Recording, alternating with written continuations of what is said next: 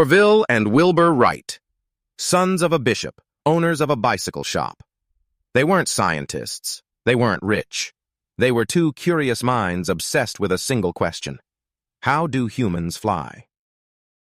For centuries, humans had tried and failed. Da Vinci sketched wings. Montgolfier launched balloons. But powered, controlled flight? That remained impossible. Everyone focused on power. The Wright brothers focused on something else: control. While others built bigger engines, the Wrights studied birds. They noticed something. Birds twist their wings to turn, wing warping. Using bicycle spokes and spare parts, they built a system that let pilots steer. This changed everything. They needed wind, lots of it. Kitty Hawk, North Carolina. Remote, windy, perfect. For 3 years they tested gliders. They crashed, they rebuilt, they learned. Failure after failure brought them closer.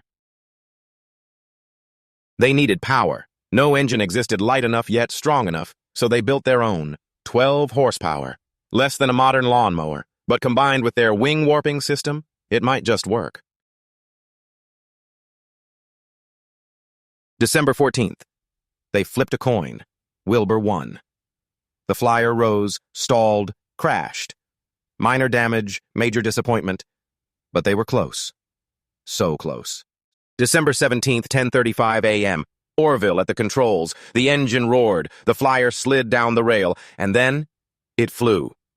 12 seconds. 120 feet. The first powered, controlled, sustained flight in human history. They flew 3 more times that day. Wilbur's last flight lasted 59 seconds. Nearly a full minute in the air. By the 4th landing, the wind flipped the flyer, damaging it beyond repair. But it didn't matter. The world barely noticed. A few small newspaper stories. Most people didn't believe it. Some called it a hoax. The Wright brothers didn't care. They knew what they had done, and they kept improving. 1904, 1905, the Wright Flyer 2 and the 3. Longer flights, better control, circles, figure 8s. By 1905, they could fly for nearly 40 minutes. The age of aviation had truly begun. The U.S. Army finally noticed. In 1909, they bought the first military airplane.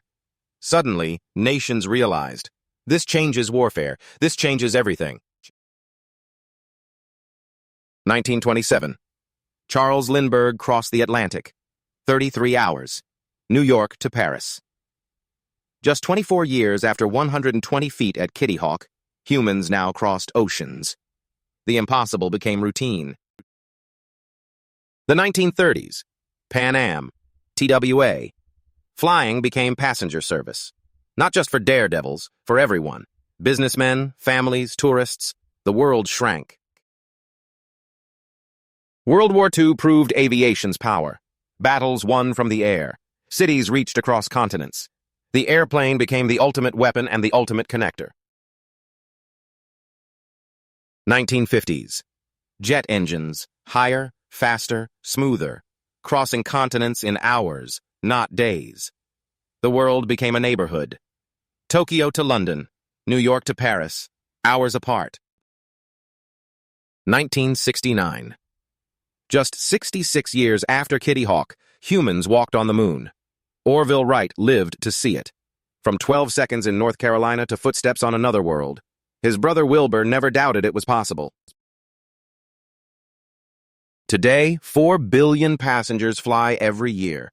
Business meetings in London, dinner in New York. Families reunited across continents. The world Orville and Wilbur imagined is now our daily reality. But it didn't stop at the atmosphere. SpaceX reuses rockets. The International Station orbits overhead. We're planning Mars missions. The Wright